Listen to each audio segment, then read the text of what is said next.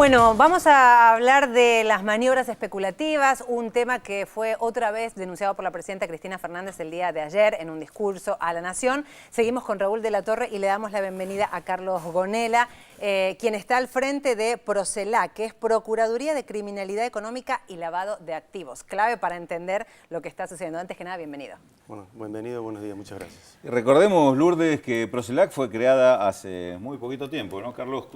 Diciembre de 2012. Diciembre de 2012 es un organismo que se dedica específicamente a la investigación de los delitos económicos vinculados a la actividad financiera y a la actividad bancaria. Un área que necesariamente estaba reclamando una especificidad de investigación.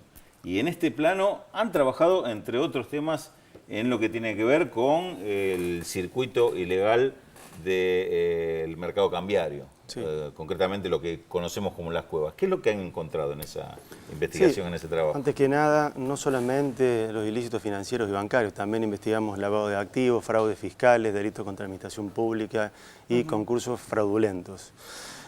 Nosotros, desde el inicio de nuestra gestión, visualizamos desde el área, una de las áreas que tenemos, que es la que investigan los delitos cambiarios y financieros, el tema del dólar ilegal o el dólar delictivo. Ahí empezamos un trabajo, una mirada profunda, llevamos a cabo a la fecha unos 59 procedimientos, la mayoría de ellos, en un 80% te diría, en el microcentro porteño, pero también en barrios cercanos como Palermo, Recoleta y en ciudades importantes del interior del país. Lo que nos encontramos, además de casi $1 millón, que no es mucho pero tampoco es poca cosa, nos encontramos un montón de elementos que nos indican que estamos ante un fenómeno criminal mucho más complejo que una mera operación marginal de cambio, es decir, no solo operaciones de comercialización de divisa al margen del sistema formal, sino otros delitos, como por ejemplo lavado de dinero. Te doy un ejemplo, encontramos documentación en las cuevas que nos indica que se están haciendo operaciones inmobiliarias. Esto podemos sostener fundadamente que con los márgenes ilícitos de ganancia se está tratando de introducir esos flujos de dinero al sistema formal a través del mercado inmobiliario, una tipología que el GAFI nos indica como típica de lavado de dinero. Pero también nos encontramos con otras sorpresas, como por ejemplo, a ver, ¿qué es lo que es una cueva? Una cueva es un lugar donde se realizan estas operaciones. A veces son clandestinas, en el microcentro porteño, aunque ustedes no lo crean, hay cuevas en plena calle Florida, adentro, en los edificios, pero hay también locales que funcionan bajo un determinado rubro o fachada, como por ejemplo un local de numismática, aquí cerquita, consultorios médicos, solarium, es decir, una fachada que indicativa de una determinada actividad lícita, pero en realidad se están haciendo operaciones delictivas. Entonces, esto nos lleva a pensar, a partir de un análisis que hemos hecho de toda esta experiencia y de toda la información que recabamos, y a partir del trabajo conjunto con los fiscales en lo penal económico de la Ciudad de Buenos Aires, que son los fiscales que llevan adelante estos casos con la asistencia técnica de Procuraduría, y a partir de la lectura de nuestros staff profesionales, entre los cuales contamos con sociólogos y antropólogos,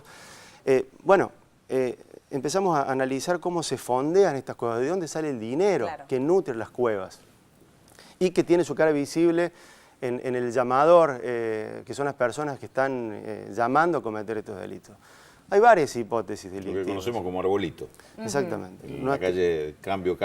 Nosotros tenemos varias hipótesis delictivas acerca del mecanismo de fondeo de las cuevas.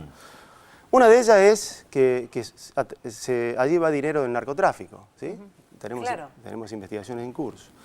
Otra hipótesis es que se alimentan con márgenes o flujos delictivos provenientes de la evasión fiscal. En Argentina tenemos un grave problema de evasión fiscal, sobre todo en la comercialización de granos.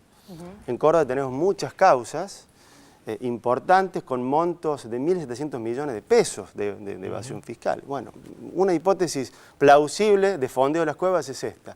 Pero también, teniendo en cuenta que una cueva comercializa divisa de distinta índole, de distinto tipo, tendemos a pensar de que esa divisa, que es original, no es divisa falsa, viene del sistema formal o viene del contrabando de divisa a través de los pasos ilegales transfronterizos.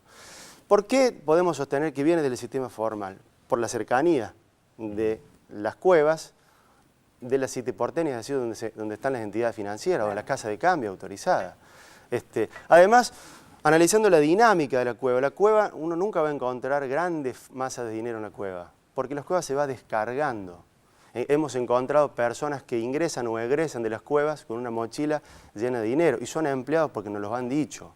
Ahora, yo le hago una pregunta porque cuando hace esa descripción, Carlos Gonella, recordemos, estamos hablando sobre el accionar de estas actividades. Son delictivas, pero se me viene a la cabeza el narcotráfico. Digo, el menudeo, el tráfico pequeño, ¿cómo llegar a esos grandes responsables? En el caso de las cuevas, ¿cómo llegar a los grandes responsables y a una estructura mucho más allá de lo que vemos en la calle? Evidentemente, si estamos hablando de que el narcotráfico fondea la cueva, no es el microtraficante, sino el narcotraficante. Evidentemente que tampoco te puedo dar detalles, pero hay investigaciones en curso que nos están indicando que se están fondeando con el narcotráfico, ¿sí? Con mayúsculas, ¿no? Claro. Vinculado a personas de nacionalidad extranjera. No te puedo dar mayores detalles, pero sí es una hipótesis que estamos trabajando. ¿Qué significa, Gonella, que estas cuevas o estas pequeñas unidades descargan a diario o varias veces en el día? Yo te decía, uno de los primeros procedimientos que hicimos en la peatonal, en un local de venta de ropa deportiva, cuando estábamos llegando, había una persona con una mochila y tenía unos 40, 50 mil reales. Esa persona entró en desesperación porque dicen, bueno, ahora me va a matar mi jefe. O sea, esto nos indicaba que esta persona estaba descargando, así que estaba egresando de ese lugar y le iba a llevar a otro lugar donde se concentra, trasladando el dinero. No era el dueño, evidentemente no era el dueño. No era el dueño. En esa oportunidad hicimos 5 o 6 procedimientos vinculando las cuevas a una misma persona. Es decir, hay otro punto que es, digamos, de alguna forma el que controla o el que maneja. Por supuesto, esto es una actividad. A ver, por definición, el delito económico, que consiste en infracciones a las normativas que regulan la actividad económica, es difícil muchas veces identificar dónde está el límite entre lo legal y lo ilegal. Y aquí se ve claramente en el fenómeno de las cuevas. ¿Por qué? Claramente la actividad ilegal es la cara visible, ¿no? El llamador, la cueva. Pero quizás subiendo un par de niveles lleguemos quizás a una entidad financiera. Les quiero decir que no es fácil y tenemos un gran desafío por delante en avanzar e identificar estos sectores. Porque además tenemos una limitación legal. La ley que regula la investigación de este fenómeno criminal es una ley que tiene ya más de 40 años, está desfasada históricamente.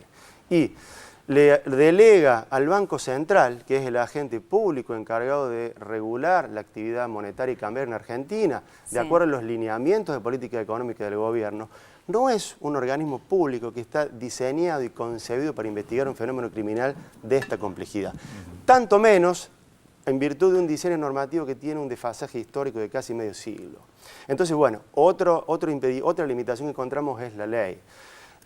Bueno, estamos iniciando conversaciones con colegas del Foro Penal Económico, tanto fiscales como jueces, donde se hizo un diagnóstico y se coincidió en la necesidad de superar esta norma y de regular el delito cambiario como un delito más para que sea investigado por la justicia como corresponde en el resto de los delitos que están legislados en la República Argentina. Déjame hacer una última pregunta muy cortita, Lourdes. Que estén apuntando contra quienes están detrás de las cuevas, por ejemplo, la posibilidad de llegar a una entidad financiera o a narcotraficantes, ¿tiene que ver con que la Procelac sea punto de ataque de algunos sectores económicos que dicen simplemente es un brazo del gobierno para tratar de bajar el dólar corriendo a las cuevas?